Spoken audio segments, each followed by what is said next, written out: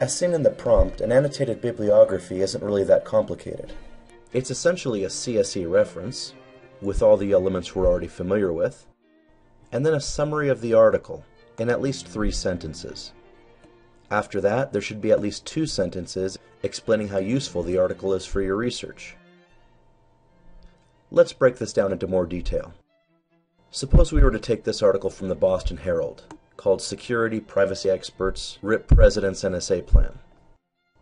As before, we'll simply collect all the details we need for the reference, such as the title of the article, the name of the news agency, which is usually listed somewhere inside of the URL as well,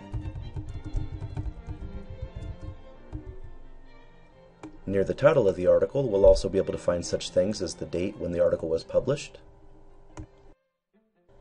and right near there we could find the name of the author.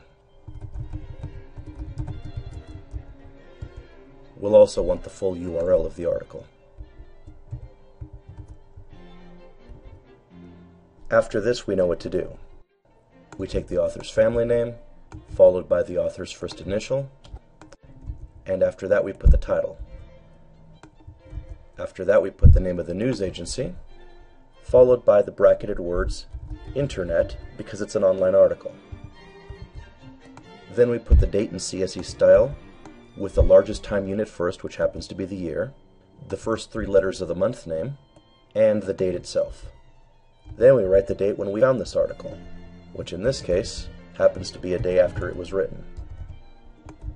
Then we give the URL, preceded by the words available from.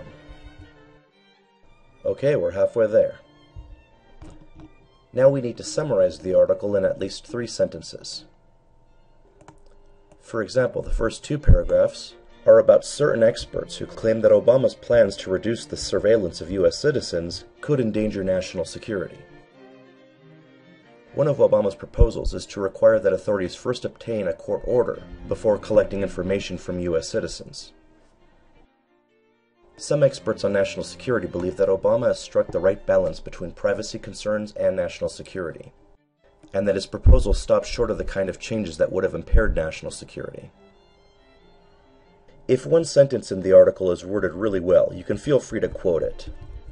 For example, the sentence I just quoted about striking the right balance between privacy concerns and national security. However, if you can put it in your own words, try to do so, as summaries should have as few quotes as possible. Now that we have at least 3 complete sentences for our summary, we can move on to the evaluation paragraph, where we could talk about such things as how informative the article is about specific details, and how useful the article has been for our own research. Overall, there should be a total of 5 sentences, 2 for the evaluation, and 3 for the summary. You can feel free to go beyond this, but don't go below it, as this minimal amount of information requires the reader to engage the article well enough to understand all of the main points, and to understand the article's relevance in terms of the researcher's needs. Finally, you're going to want to number your reference. The reason is that you'll be adding 2 more on after this, and each one of your 3 references should have its own distinct number. Recall that CSE doesn't alphabetize, so for now just go ahead and number the articles in the order in which you found them and read them. As always, if you have any questions, please feel free to email me at cadam@ucla.edu. You can also find me in my office in Humanities 218, and as you know, my physical office hours are listed on the syllabus. And during those same hours, you can contact me during my virtual office hours on Skype. I look forward to talking to you soon. Have a great day.